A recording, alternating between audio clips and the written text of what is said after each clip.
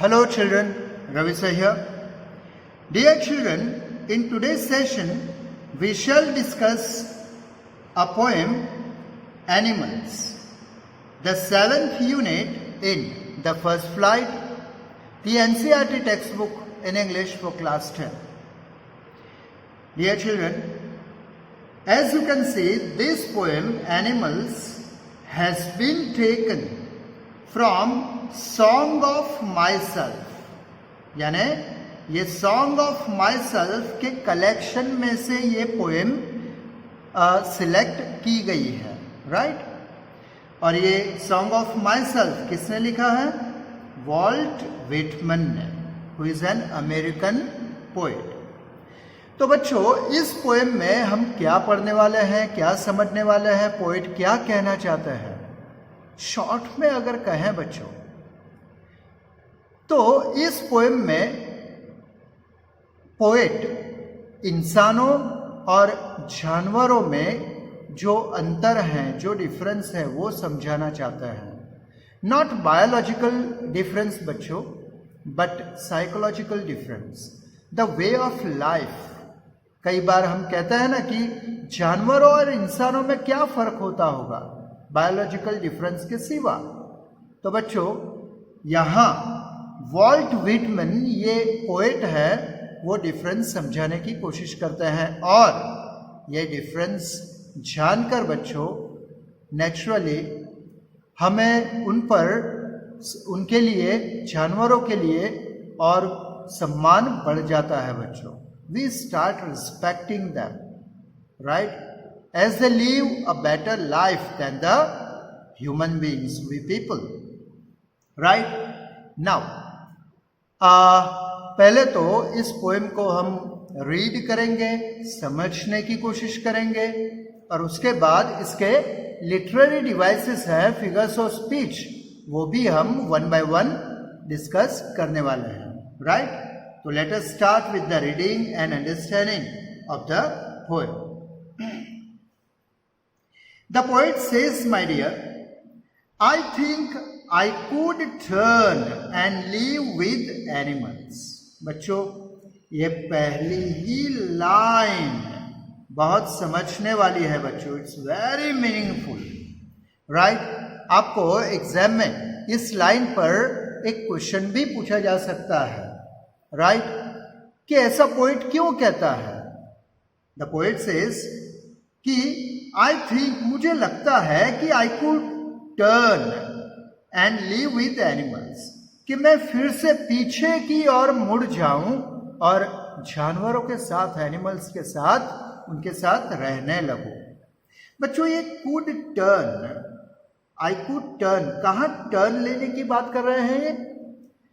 बच्चों, Charles Darwin की theory आपने सुन रखी होगी कि कैसे इंसान एक जमाने में जानवरों की जिंदगी जिया करते थे, राइट ना?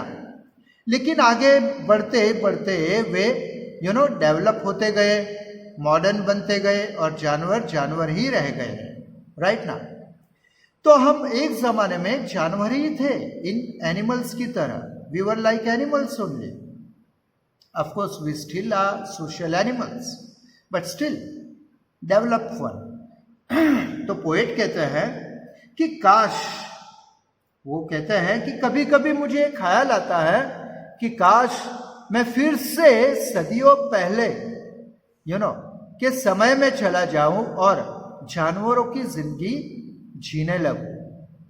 किनके साथ? इन एनिमल्स के साथ, उनकी ही तरह जीने लगूं.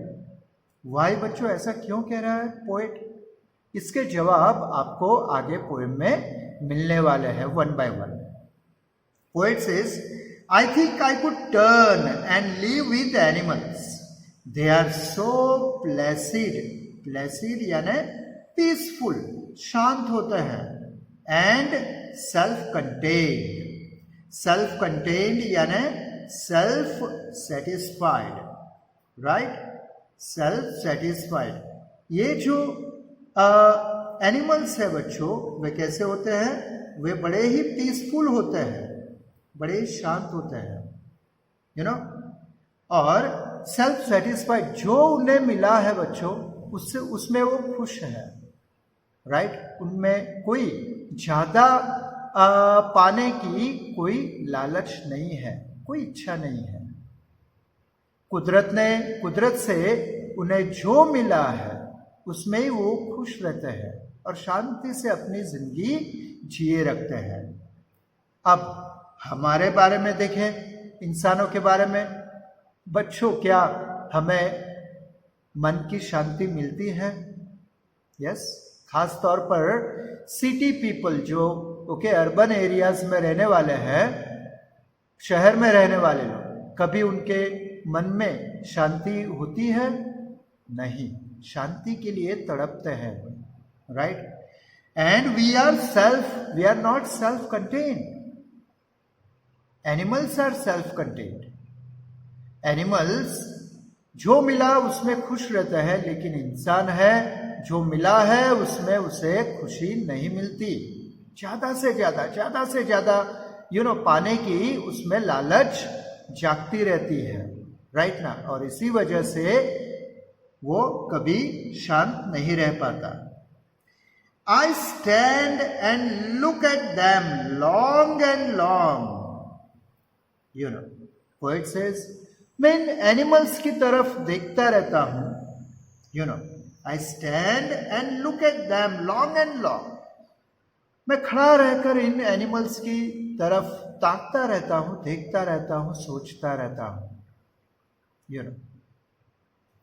They do not sweat. They do not sweat. Sweat का मतलब है यहां पर बच्चों, आप कह सकते हो कि वरी करना, चिंता करना, टेंशन लेना। स्वेट जनरली जो पसीना आता है ना हमें, यानी ज्यादा मेहनत करे, ज्यादा टेंशन ले तो भी हमें पसीना होने लगता है, राइट। तो poet says they do not sweat.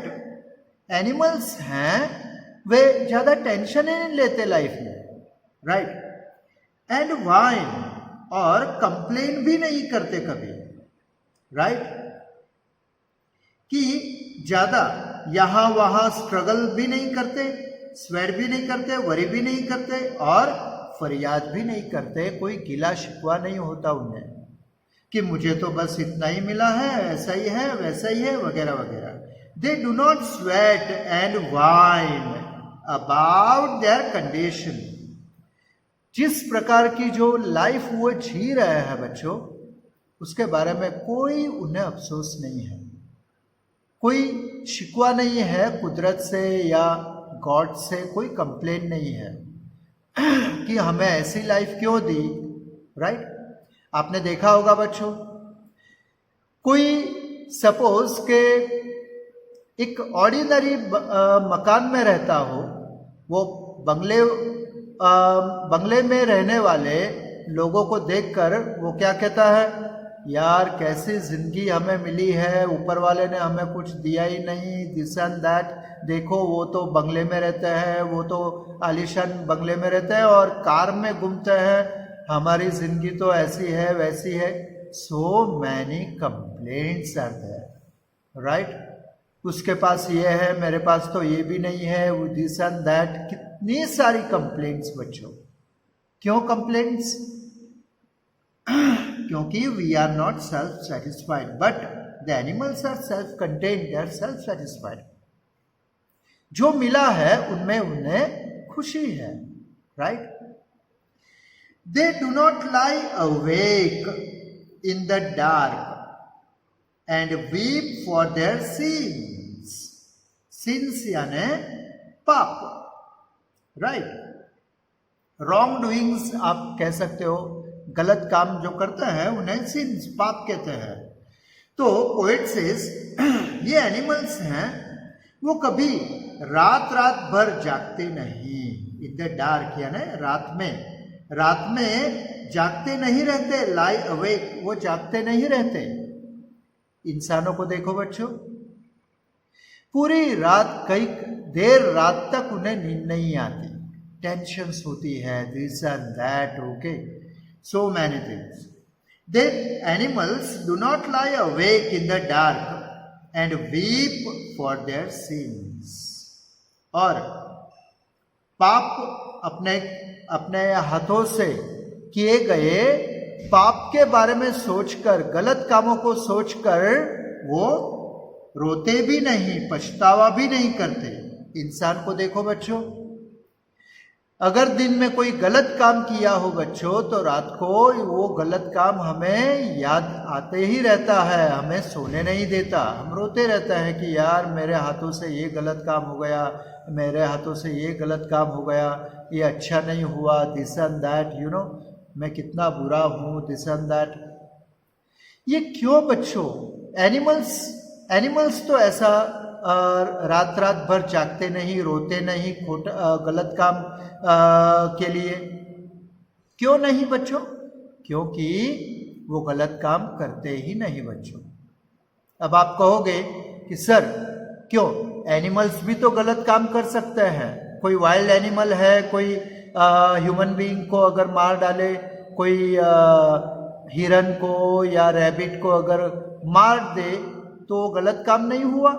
तो बच्चों, एनिमल्स जो भी काम करते हैं वो सिर्फ और सिर्फ उनकी जो बेसिक नेसेसिटी है वो सेटिस्फाई करने के लिए करते हैं, वो उनकी मजबूरी है बच्चों। नेचर ने उन्हें ऐसा बनाया है, right? That is the law of nature they are following, right ना? लेकिन अगर कोई शेर किसी हिरन को मार दे, उसे खा ले, उसके बाद अगर वो बैठा रहे ना बच्चों, उसके सामने अगर कोई हिरन, दूसरा हिरन आ जाए तो उस पर वो हमला नहीं करता। क्यों? बस उसकी जरूरत खत्म हो गई, सेटिस्फाई हो गई। लेकिन इंसान बच्चों अपने हिस्से का तो लेगा ही, लेकिन दूसरे का हिस्से का भी वो ले लेता है, गलत काम करता है। और जानवर जो करता है बच्चों, वो जो कर रहा है, they are following the law of nature. वो क्या कर रहे हैं उन्हें पता नहीं होता, लेकिन इंसान को सब पता होने के बावजूद वो जानबूझकर गलत काम करते हैं। उन्हें पता होता है कि ये गलत है, फिर भी वो काम करते हैं। उसे पाप कहा जाता है बच्चों, सिन कहा जाता है। और ऐसा गलत काम करके उन्हें कि उनकी अंतरात्मा है, सोल है, उन्हें कचौड़ती है, उन्हें सोने नहीं देती, राइट? आगे देखो, they do not make me sick discussing their duty to God, right? इंसान है, कई ऐसे रिलीजन्स में मानता रहता है, ये इस मजहब में मानेगा, उस मजहब में मानेगा, इस धर्म में मानेगा, उस धर्म में मानेगा, और सोचता रहता है कि नहीं, दिस कि गॉड के प्रति हमारा कर्तव्य ये है, ये वो है, दिस एंड दैट। लेकिन बच्चों, आपने कभी एनिमल्स को देखा है किसी मंदिर या मस्जिद या चर्च में या गुरुद्वारे में जाते हुए देखा है कभी? बिल्कुल नहीं बच्चों। वो कभी कि किसी धर्म में नहीं मानते। They believe in one religion only and that is the law of nature. कुदरत के कानून को वो मानते हैं, है ना? और कुदरत उनसे जो करवाती है बच्चों, वही वो करते हैं। आगे, not one is dissatisfied. In animals में से एक भी डिससेटिस्फाइड नहीं होता, किसी को भी असंतोष नहीं है, सभी खुश हैं, everyone is satisfied. Not one is demented with the mania of owning things. Demented means mad, यानी एनिमल्स में ये पागलपन नहीं देखने को मिलता बच्चों। कौन सा? Mania of owning things. Own करना यानी परचेस करना, बाय करना। हम कहते हैं ना, ये मेरा है, ये घर मेरा है, ये कार मेरी है, ये बाइक मेरी है, ये दिस एंड दैट, पैसे मेरे हैं, सब मेरा मेरा मेरा मेरा करते हैं, हम इकट्ठा करते रहते हैं बच्चों। That is we keep on owning things, we are mad. हम पागल हैं, वी आर डिमेंटेड, है ना? We are demented with the mania of owning things.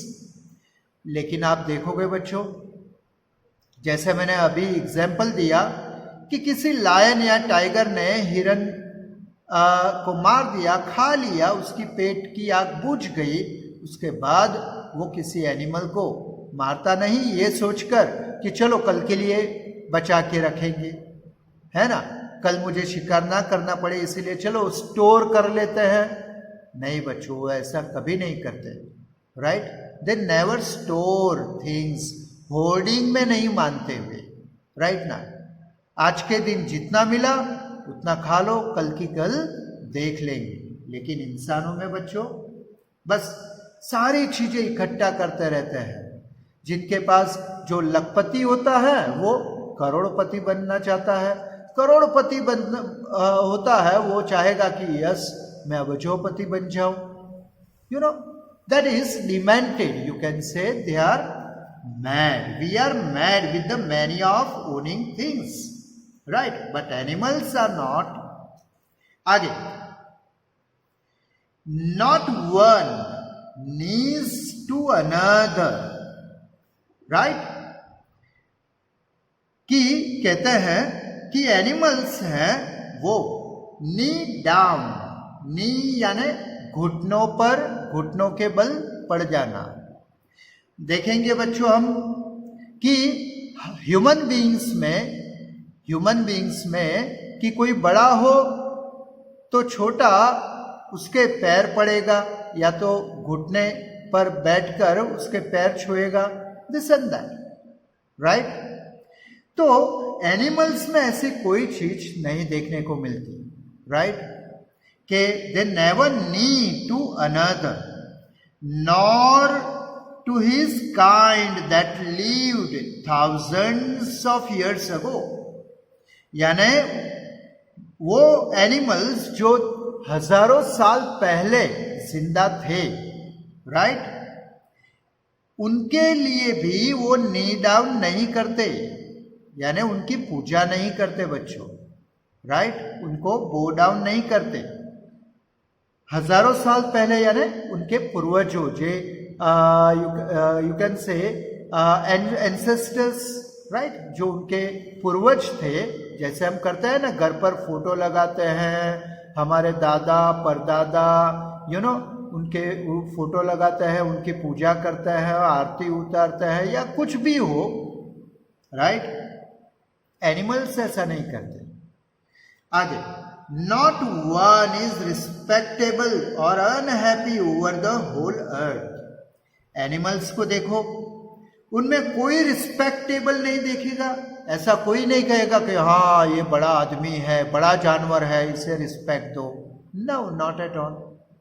और एनिमल्स में कोई भी अनहैप्पी अर्थ पर नहीं दिखेगा बच्चों। जो मिला उसमें वे खुश है बच्चों, they are happy, right. So they show their relations to me and I accept that.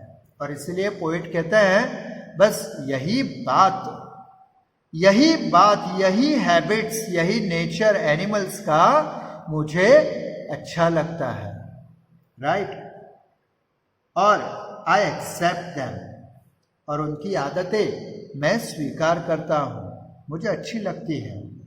They bring me tokens of my self. You know, यहां टोकन्स का अर्थ है गिफ्ट वगैरह नहीं है, लेकिन वर्च्यूज। ये टोकन्स किसे कहते हैं? वर्च्यूज को।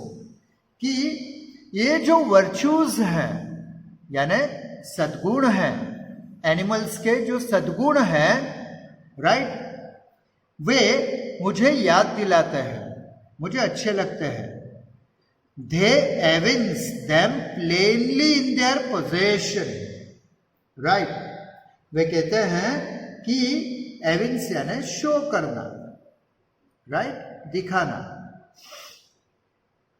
कि वो खुले आम ये दिखाते हैं कि बस हमें ये आदतें हैं, राइट, अच्छी हो या बुरी हो, कुछ भी हो, लेकिन पोएट को तो उनकी आदतें बहुत ही अच्छी लगती है, राइट ना। आगे, I wonder where they get those tokens.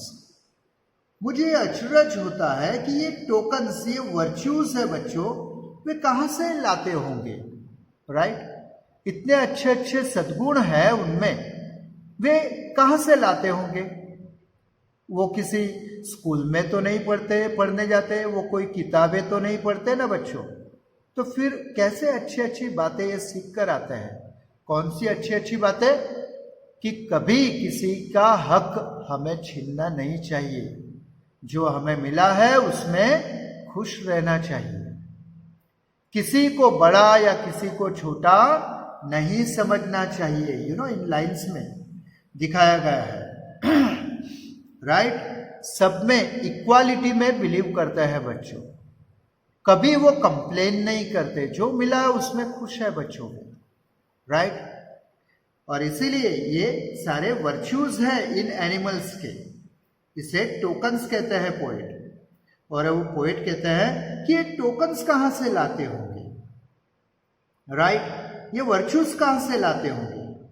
फिर पोएट सोचते रहते हैं कि did I pass that way huge times ago and negligently drop them? क्या ये ऐसा तो नहीं है कि कई सदियों पहले, ह्यूज टाइम्स अगो, कई सदियों पहले, जब मैं इंसान एनिमल्स की तरह, जानवर की तरह ही रहता था, उस समय मैं इन टोकन्स को मैं नेग्लिजेंटली, जानबूझकर मैं छोड़ आया हूं पीछे, है ना? क्योंकि आदमी भी एनिमल्स की तरह ही था, लेकिन वो जैसे वक्त बीतता गया, वो मॉडर्न बनते गया, तो वो अच्छे जो वर्च्यूज हैं, टोकन्स हैं, वो पीछे छोड़ते आया और दुर्गुण सद्गुण की जगह दुर्गुणों को अपनाने लगा, वर्च्यूज की जगह वाइसेस को अपनाने लगा, राइट? और इसीलिए बच्चों कहते हैं ना कि पोएट कहते हैं कि एनिमल्स हैं, they are better, far better than human beings, right बच्चों? So dear children, that was the poem. अब लगे हाथों इस पोएम की literary devices, figures of speech भी देखते हैं। ओके, फास्ट देखो। पहले तो बच्चों हम लिटोटिस चेक करेंगे, राइट? पूरी पोएम में, चलो इस लाइंस में देख लेते हैं पहले, इस पेज की लिटोटिस किसे कहते हैं बच्चों? कि कोई पॉजिटिव सेंस नेगेटिवली कन्वे किया गया हो, यानी कोई पॉजिटिव बात करनी हो लेकिन वो नेगेटिवली कन्वे की गई हो, यानी जिस लाइन में नो, नॉट, नोबडी वगैरह वगैरह नेगेटिव वर्ड्स आए हो, that will be called litotes, right ना? तो देखते हैं कौन कौन सी ऐसी लाइन्स हैं। देखो, पहली लाइन तो नहीं है, I think I could turn and live with animals, they are so placid and self contain, यहां पर नहीं है। I stand and look at them long long, नहीं है। They do not sweat and whine about, yes, do not आ गया, right? अब देखो दूसरी बात, डू नॉट लाई अवेक, उसके बाद do not make me sick, not one, right? तो ये लाइन्स है बच्चों, दीज आर व्हाट? लिटोटिस, है ना? ये लिटोटिस हुई हमारी कि पॉजिटिव सेंस नेगेटिवली यहां कन्वे किया गया है, राइट बच्चों? चलो अब हम आते हैं दूसरी, बाकी की जो फिगर्स ऑफ स्पीच है उनको भी देख लेते हैं। पहली लाइन देखो बच्चों, आई think I could turn and live with animals. सोचता है, पोएट सोचता है कि काश मैं पीछे चला जाऊं, सदियों सदियों सदियों पहले चला जाऊं और at the time of evolution, और एनिमल्स के साथ जीने लगूं। हाँ बच्चों, ये तो बहुत ही इम्पॉसिबल सी बात नहीं लगती आपको, है ना? ज्यादा एग्जैजरेशन हुआ है यहाँ पे, राइट ना? इसीलिए इसे कहेंगे हम hyperbole, right? This is hyperbole, exaggeration is there, right ना? ये तो पॉसिबल ही नहीं है, टाइम ट्रैवल करके पीछे चले जाए, नॉट पॉसिबल, राइट। अब आगे आते हैं, I stand and look at them long and long, yes बोलो क्या हुआ, long and long, yes you are right, this is repetition, right ना, दिस इज रिपीटेशन। आगे बढ़े। अब कि अगर हम देखें बच्चों इसमें कि ये स्वेट है बच्चों, स्वेट, वाइन, यानी वो था नेगेटिव वर्ड्स।